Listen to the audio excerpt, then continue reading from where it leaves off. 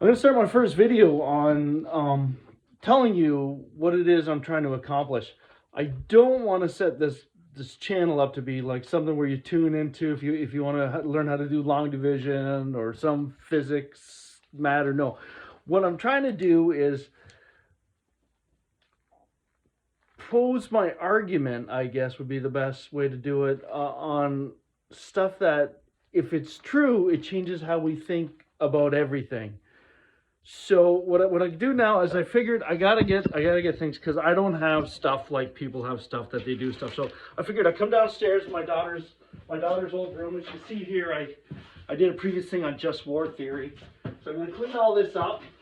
Ism terror necessary? I thought that was so clever. Anyway, so I'm cleaning this up, and if you wonder what happened to my daughter, I'm going to tell you what. I'll tell you what happened. There comes a time in a kid's life where you sit her down, and I said to my daughter, I looked her straight in the eyes, and I said, "Hon, listen, there's something I got to tell you. I'm not your real dad. You got to get out." Anyway, don't get all mad. She's away in college. I told her that when she was 6. That's a true story. Anyway, so I want to clean this up. So I want to get this ready because I think this is where I'll do my presentations. This is the closest I'm going to come to a whiteboard. One of these days, if I get the funding, I'll put up a whiteboard. Anyway, so yeah.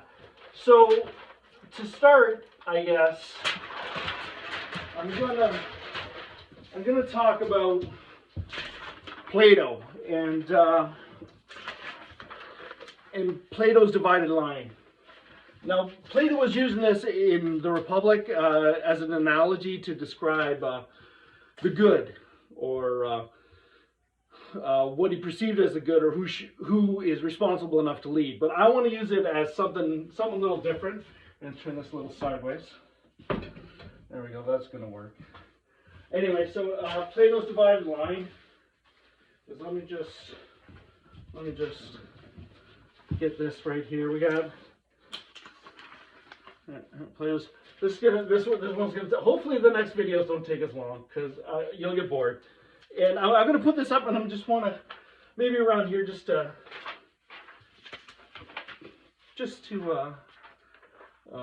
yeah. Anyway, give a background. So anyway, Plato's divided line, understanding. It basically is how we know things, and we started off with understanding and thought, and this is above the line, and below the line we have the concept, the knowledge of belief and imagination. And what I want to do is I want to belief and imagination below the line is what things seem to be. So I can go there like as such, and what those are, and above the line under understanding and thought, we have genuine knowledge, what things are. So this is a divided line, and what I'm hoping to do is get my belief, or what I'm proposing, from down here to where I'm stupid to up here to genuine knowledge. So that's my goal. And to do that, I'm going to use Aristotle.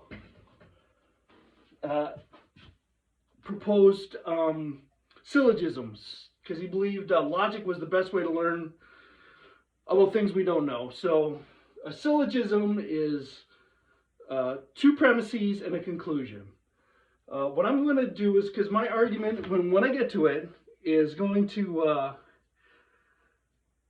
look like a prosyllogism, where a prosyllogism starts with 2 premises and a conclusion, but that conclusion goes on to be the next premise for the following conclusion. So I'm going to set that up.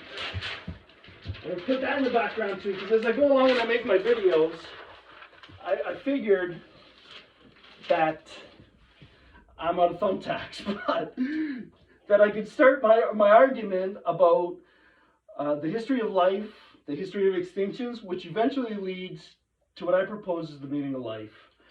And I'm going to call it the polysyllogisms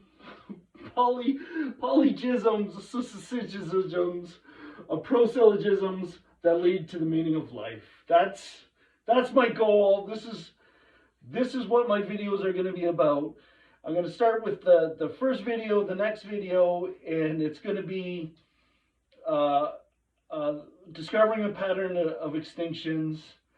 And my final video, if I ever get to it, I'm going to hope is my conclusion on the meaning of life, or what all this has derived to me as the meaning of life. And I hope you tune in. I'll see you then.